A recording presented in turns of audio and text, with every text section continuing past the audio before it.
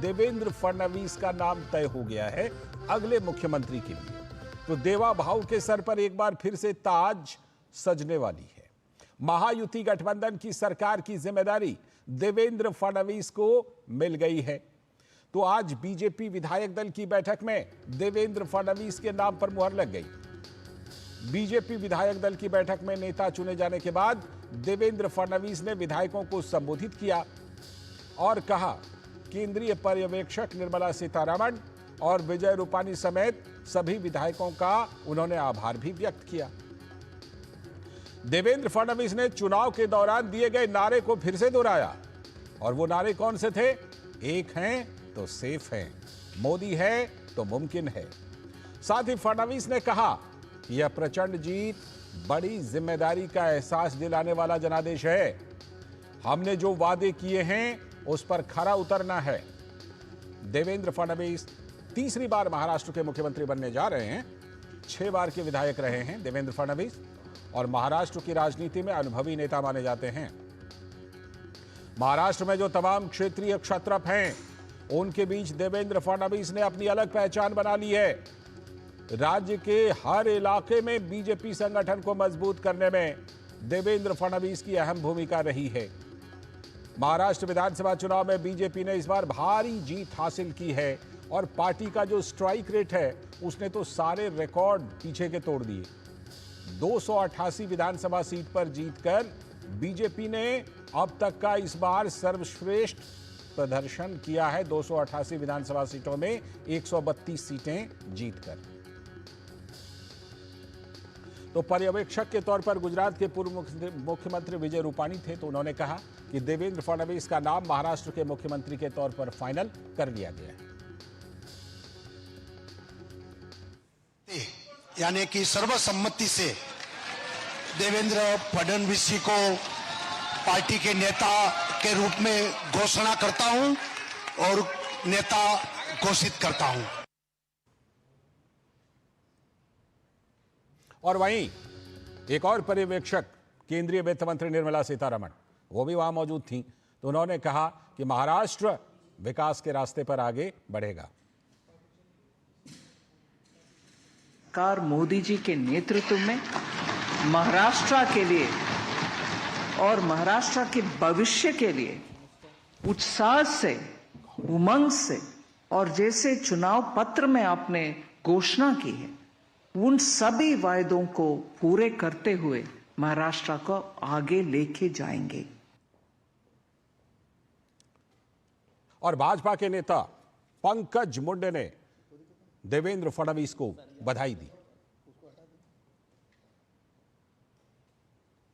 Bharatiya Janata party के विधिमंडल के नेता के तौर पर आज उनका चुनाव हो चुका है और मुख्यमंत्री भी बनने जा रहे हैं। उनकी भी हैट्रिक हो चुकी है, तो हमने बहुत सारी उनको शुभकामनाएं दी। तो पंकजा मुंडे जो भारतीय जनता पार्टी के नेता थी वो शुभकामनाएं दे रही थी। उन्होंने बीच बीच में थोड़े से अलग स्वर लिए थे, आपको याद होगा। तो महाराष्ट्र के मुख्यमंत्री पद के दावेदार देवेंद्र फडणवीस ने भी सभी का आभार व्यक्त किया। या निमित्ताने देशाचे प्रधानमंत्री माननीय मोदीजींचे मी मनापासून आभार मानेन की माझ्यासारख्या बूथचा कार्यकर्ता म्हणून ज्याने काम चालू केलंय, वॉर्डाचा अध्यक्ष म्हणून काम चालू केलंय, अशा एका कार्यकर्त्याला या सर्वोच्च पदापर्यंत 3 वेळा माननीय मोदीजींनी या ठिकाणी बसवलं। पक्षाचे राष्ट्रीय अध्यक्ष आदरणीय जे.पी. नड्डा साहेब यांचे देखील अतिशय मनापासून आभार मानतो। अत्यंत ताकद आपल्या सर्वांना दिली ते देशाचे गृहमंत्री माननीय अमित भाई शाह यांचे देखील आभार मानतो। तो देवेंद्र फडणवीस का नाम एक बार फिर से तय हो गया है, लेकिन देवेंद्र फडणवीस के पक्ष में कौन कौन सी बातें गईं और देवेंद्र फडणवीस का जो आगे का कार्यकाल होना है वो उसमें क्या कुछ हो सकता है, क्या प्राथमिकता है, देवेंद्र फडणवीस ने क्या संकेत दिए हैं और देवेंद्र फडणवीस का जो नाम फाइनल हुआ इसमें क्या कुछ चला इस बीच में, इन सभी मुद्दों पर चर्चा करेंगे, इन सभी मुद्दों पर बात करेंगे। हमारे साथ हमारे सलाहकार संपादक विनोद मिश्र जी यहां पर स्टूडियो में हमारे साथ जुड़े हुए हैं, उनसे जुड़ते हैं। विनोद जी, हम लोग तो वैसे बार बार बात करते रहे कि देवेंद्र फडणवीस का नाम लगभग तय है, लेकिन क्योंकि भारतीय जनता पार्टी है और भारतीय जनता पार्टी जिस तरह मध्य प्रदेश में, राजस्थान में, दूसरी जगहों पर चौंकाती है, तो एक मन में ये बात थी कि चौंका सकती है, लेकिन फिर भी देवेंद्र फडणवीस का नाम अब फाइनल है। कौन कौन सी ऐसी बड़ी बातें हैं जो देवेंद्र फडणवीस के पक्ष में जाती हैं, जिसमें कि उनके हाथ में ये कमान एक बार फिर से दी जा रही है? लाल जी, जैसा कि आप अपने एडिंग में बनाए हैं देवा भाव के सरताज, हाँ। ये देवा भाव हैं जो इन्होंने 5 साल पहले आपने देखा होगा जब उन्होंने कहा था मैं समंदर हूँ फिर लौट के आता हूँ, मेरे किनारे में घर मत बसाना। मेरे किनारे घर मत बसाना। हाँ। तो ये देवेंद्र फडणवीस की अपनी एक शख्सियत है जो एलानिया तौर पे विधानसभा में कही थी जब उद्धव ठाकरे ने डिच किया था उनके अलायंस को लेके, और इसके बाद उद्धव ठाकरे ने कहा था कि हम देवेंद्र चीफ मिनिस्टर के लिए दावेदारी पेश की थी, तो उसी भाषण में देवेंद्र फडणवीस ने ये बात कही थी। ये समझने की बात है कि एक शख्सियत के रूप में देवेंद्र फडणवीस महाराष्ट्र के उच्च क्षेत्रीय छत्रपों के बीच में एक अपनी पहचान बनाना और बीजेपी को पूरे महाराष्ट्र में एक संगठन के रूप में, एक बड़ी पार्टी के रूप में खड़ा करना, बिल्कुल ये साधारण सा काम नहीं है। और ये बात कहते हुए देवेंद्र फडणवीस जब आज के विधायक दल के मीटिंग में जब लोगों ने नारा शुरू किया विधायकों ने कि देवा भाव और देवा भाव की बात, तो वो तो पुराना नारा फिर से उन्होंने रिपीट किया था कि एक है तो सेफ है, मोदी है तो मुमकिन है। तो ये मोदी है तो मुमकिन है कि बात जब देवेंद्र फडणवीस कहते हैं तो जाहिर सी बात है कि क्षेत्र में, महाराष्ट्र में आज की तारीख में देवेंद्र फडणवीस जैसे बड़ा शख्सियत शायद बीजेपी को एक जिम्मेदारी के रूप में देने में, और इतनी बड़ी महायुति में और इतनी बड़ी जीत, ये प्रचंड जीत की जो जिम्मेदारी होती है वो शायद बड़ी जिम्मेदारी होती है। और मुझे लगता है कि बीजेपी के लिए ये सबसे बड़ा एसेट देवेंद्र फडणवीस आज की तारीख में है। मैं जरा घड़ी की सुई को 5 साल पीछे ले चलता हूं। जब महाराष्ट्र में 2019 का चुनाव हो रहा था तो प्रधानमंत्री नरेंद्र मोदी रैली में कहा करते थे कि केंद्र में नरेंद्र, महाराष्ट्र में देवेंद्र। लोगों ने जनादेश दिया भी था, 2019 में भी दिया था, लेकिन उस जनादेश की एक तरह से उस जनादेश के साथ धोखा किया गया। महाराष्ट्र की जनता ने इस बार की जो जीत है, और स्ट्राइक रेट देखिए आप, और ज्यादा बढ़ा करके देवेंद्र फडणवीस को दी, क्योंकि देवेंद्र फडणवीस एक तरह से कहें तो महाराष्ट्र के जन नेता हैं, लोगों के दिलों में बसते हैं, इसीलिए इस तरह का जनादेश मिला है क्या?